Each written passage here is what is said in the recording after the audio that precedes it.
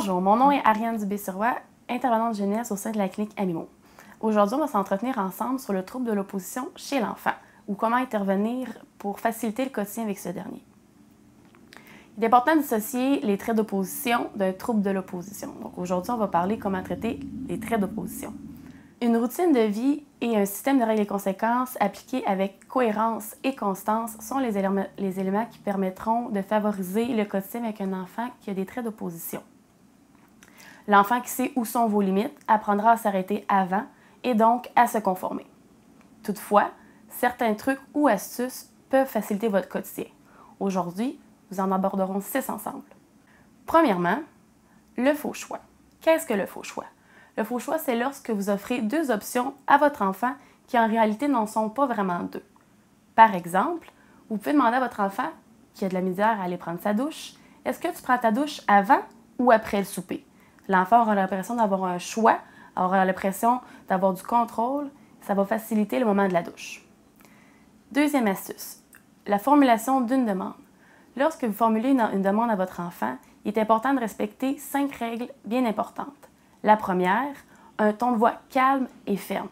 Évitez de vous mettre en colère. Ensuite, une proximité physique d'environ 1 mètre à votre enfant pour s'assurer d'avoir sa compréhension. Ensuite, un contact visuel pour s'assurer que votre enfant vous regarde et sait que vous lui parlez. Et finalement, une formulation positive de la demande facilitera le respect de la consigne de votre enfant. Par exemple, au lieu de dire à votre enfant « ne sacre pas », utilisez plutôt l'expression « adopte un langage adéquat ». Il est important de nommer qu'une seule demande à la fois pour éviter d'éparpiller l'enfant à travers une multitude de consignes qui pourraient faire en sorte qu'il perd le fil de ce qu'il doit faire, de ce qui lui est demandé. Lorsque vous formulez une demande, si vous utilisez les formes de politesse et que vous vous prononcez au conditionnel, l'enfant aura plus envie de collaborer puisqu'il ne sentira pas le sentiment d'obligation. Par exemple, au lieu de lui dire « vide le lave-vaisselle », vous pourriez lui dire « pourrais-tu vider le lave-vaisselle s'il vous plaît ». L'enfant sera plus enclin à respecter votre demande. Troisième astuce, le délai. Il est important d'aviser votre enfant du délai avant la fin d'une activité ou du temps qu'il a pour répondre à votre demande. Par exemple, vous pouvez faire un décompte à votre enfant. 3, 2, 1, l'ordinateur doit être fermé. Cela facilite le respect de la consigne chez l'enfant.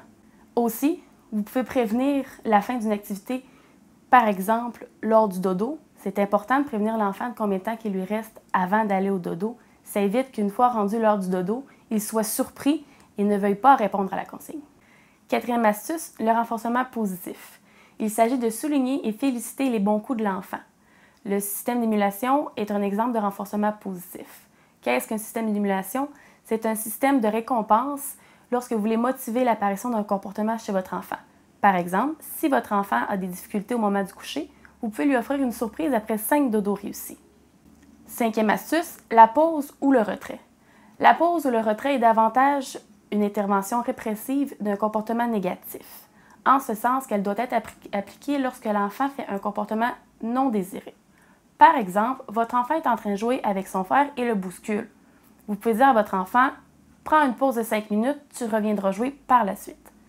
La pause ou le retrait doit être vécu dans un endroit sans stimuli, dans un endroit prédéterminé et idéalement dans un endroit qui n'est pas une source de réconfort pour l'enfant. Par exemple, la chambre n'est pas l'endroit idéal pour faire vivre une pause ou un retrait à un enfant puisqu'elle est censée être un endroit apaisant pour l'enfant.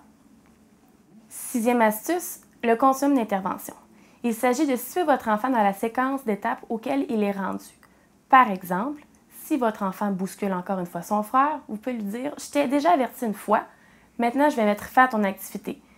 Si l'enfant ne respecte pas la demande, vous pourrez ensuite lui dire « Si tu ne respectes pas ma demande, je vais te demander d'aller jouer seul pour le reste de l'avant-midi. » Donc l'enfant sait à quoi s'attendre et sait où il se situe par rapport à ces avertissements. Le tout permettra d'éviter, encore une fois, les surprises et l'enfant va savoir où est-ce qu'il peut aller, où est-ce qu'il doit s'arrêter et ainsi, il va se conformer. Malgré toutes ces astuces, rappelez-vous que dans toute situation d'opposition, il y a une source à l'opposition. Il peut s'agir de peur, d'incompréhension, d'anxiété par rapport à une situation méconnue. Il est important de savoir pourquoi votre enfant s'oppose. Il va être ainsi plus facile d'intervenir sur les sources et donc sur les répercussions.